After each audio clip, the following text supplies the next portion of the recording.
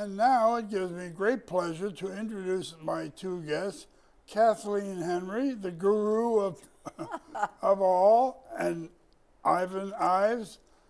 Lady and gentlemen, welcome to the show. Thank you. Now, Kathleen, you have a very important subject to discuss with us, along with Ivan. So why don't you take over? Okay, I will be happy to do that. After this busy February of presidential caucuses and primaries, it will be Virginia's turn on what they call Super Tuesday on March 1st. Virginia will have a double primary, and what I mean by double primary is that both parties will hold their election at the same time in the same place on the same date. And so people will have to tell us which ballot they will be voting, because we cannot give them two. So we want the voters to be prepared to tell us that. Our plan at this time is when the voter presents themselves at the poll book and states their name and address, shows their photo ID, and states which party they want, the person working at the poll book will give them a color-coded card. Mm-hmm. You won't be surprised that it's red for Republicans and blue for Democrats, so we won't get mixed up on that. Right. And then they will take that to the round table immediately behind, and more election officers there will give them the ballot that matches the card. A paper ballot? A paper ballot, indeed. Yes. Okay. There will be 3 names on the Democratic ballot, and one person has already withdrawn. There will be 13 names on the Republican ballot, and 7 have already been withdrawn. We want to warn our residents that there is no indication on the ballot of who is gone and who is still in.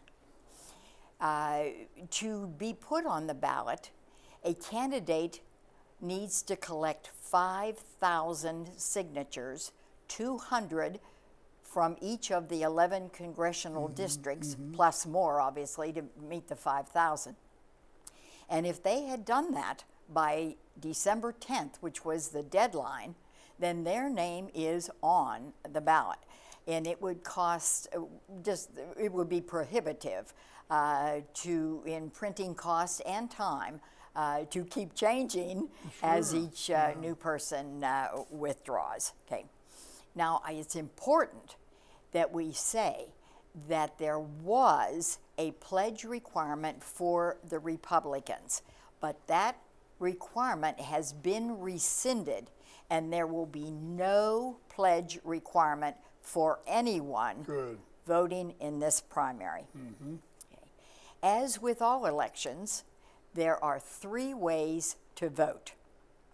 The first way is to come to the Hunters Crossing Conference Center between 6 a.m. and 7 p.m. on March 1st. Mm-hmm. Don't forget that there will be a photo ID requirement. Now, we are offering the Express Vote device this time, and I'm looking to see if it's on the screen, and there it is now. Okay, this is a spoil-proof method of voting. You would be given a blank ballot, slide it in, as you can see there, and when you touch the screen, the device will print what you have dictated, and when it comes out, it has a specific ballot made just for you. There's no coloring in of little ovals. We did have some problems last time. People, instead of coloring in the little ovals, would put an X or put a check or put a big oval or underline. And it was not our decision. The machine will not accept. Kathleen, I just made a mistake on that ballot. Yes. What do you do? What do I do? Okay, and you've tried to put it in the machine and the machine has rejected it. Okay, you bring it to an election officer. We will take it from you. We will write the word spoiled on it, so it will never be counted, and we will give you a fresh ballot. Thank you. Yes, so it's of utmost importance to us that anyone who takes the trouble to come down there to Hunter's Crossing to vote, that they will be able to vote, and Wonderful. we will work it out. Wonderful. Okay. The second way to vote is absentee by mail. Now, you can send away an application for a ballot up to February 23rd. That's the cutoff. That's the cutoff, exactly. And then they will send you an absentee ballot. You will need a witness. It's a little bit complicated, but our people have been able to do that. And then you send it back in. And the electoral office must receive it by election day. So you have some leeway on the end there, but February 23rd, I want to repeat that again, is the last day to apply. Okay, and the third way, of course, is absentee in person. Now this takes place at Government Center. They started on January 15th and will go all the way to February 27th. Again, photo ID is required. Okay. Now they have the satellites, and I know some of our residents have voted at the satellites, the closest ones being Franconia and West Springfield.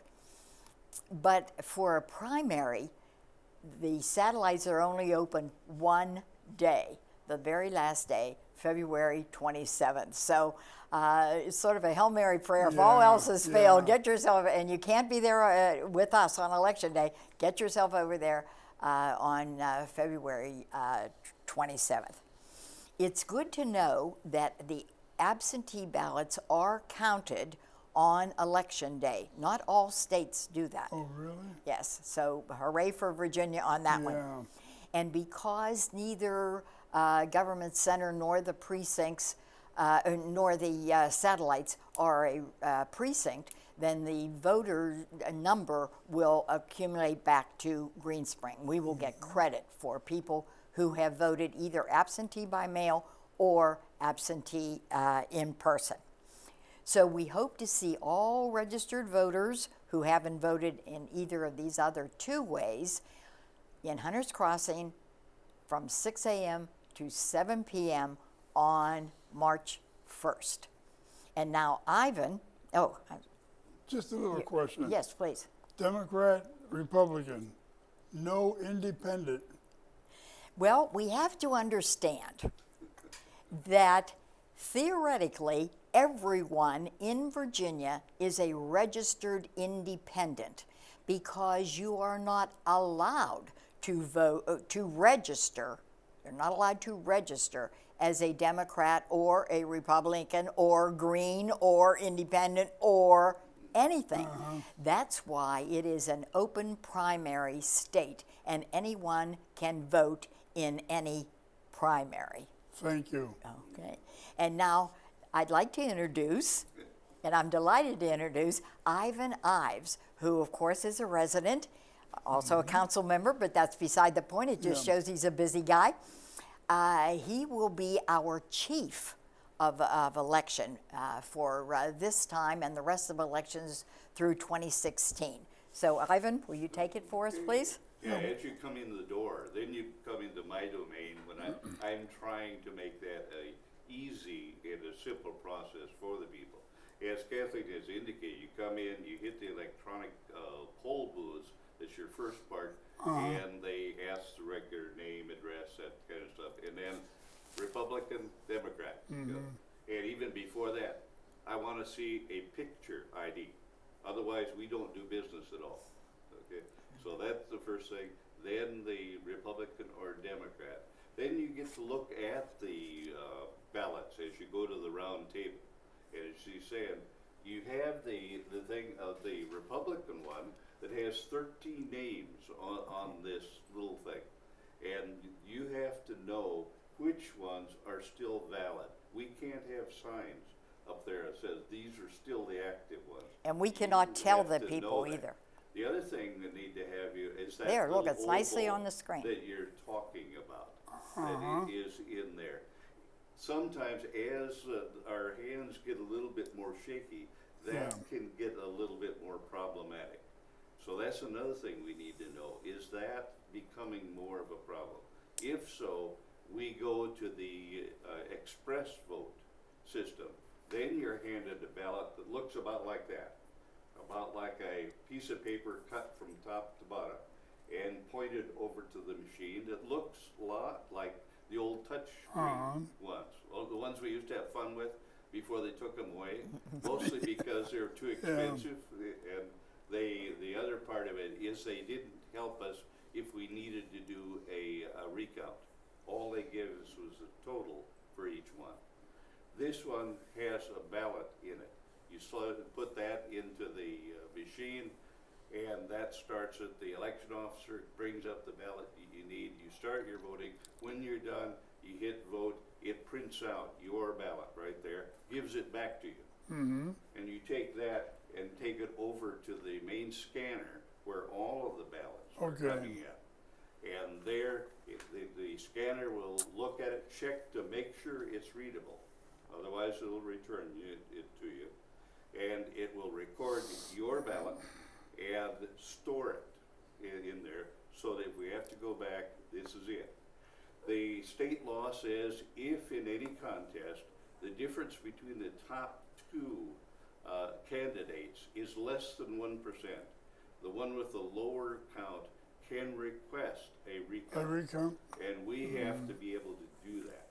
And you remember the 2000 election, the presidential election of Bush and Gore, and where it's so close, it depended on the state of Florida. They were asked for a recount, and they couldn't come up with a clean vote. It goes to the Supreme Court, and they said, okay, which number do you want? And we decided that's not the way we want to do business. So they went back to the state, said, please go back to square one and come up with a system that will give us clean numbers on recount so that we can take care of the elections the way we want to. So this is Virginia's answer to that. And it's a good system that comes in. Are you going to be working the floor? I'll be working the floor along with about We both a will. dozen other people. And Kathleen, will Yes. you'll be there to answer questions? Yes, I'll be on the floor also. Yeah. So these are the things we're asking our people, please do your homework and keep track of the candidates. You know, read the newspapers, watch TV, consult your neighbors or the local groundhog or whatever. But if you could keep track of that number, because right now we have 8 candidates. We don't know what it's going to be on the 1st of March. Okay. So that'd be good. And if they can also figure out who they would like to vote for before they get to the polls, that will also speed up the process. And hopefully we'll make it an easy and enjoyable thing for the people to do a tremendously valuable act and our obligation as we vote for the people to govern us. Forgive me for repeating, but the message I get is to, in essence, come prepared. Come prepared, yes. Very much so. Yes. Kathleen, I'm going to ask you to summarize whatever we've discussed today. Okay, Because it's so important. I'll be happy to do that. The presidential primary is March 1st, Hunters Crossing, 6 a.m. to 7 p.m. Come prepared to state your name and address, show your photo ID, and declare which party's ballot you would like to have. If I could add one other thing, Certainly. the upcoming issue of the February Villager has specific directions on how to use the express vote machine, Great. step by step. And also any of the dates and times I've gone over quickly here, they're all printed for your convenience, again, in the February issue of the Villager. Is that coming out real soon? Yes, very soon. Yes, very soon. It's Ladies and gentlemen of the viewing audience, also tell your friends what you have heard here this morning from Kathleen and Ives. It's been totally interesting. I have to, unfortunately, end this. I don't want to. I want to go on, but time is of the essence here. So We appreciate the time we have. I thank you, Kathleen. my pleasure. And I thank you, Ivans, for coming over and giving us this very important information.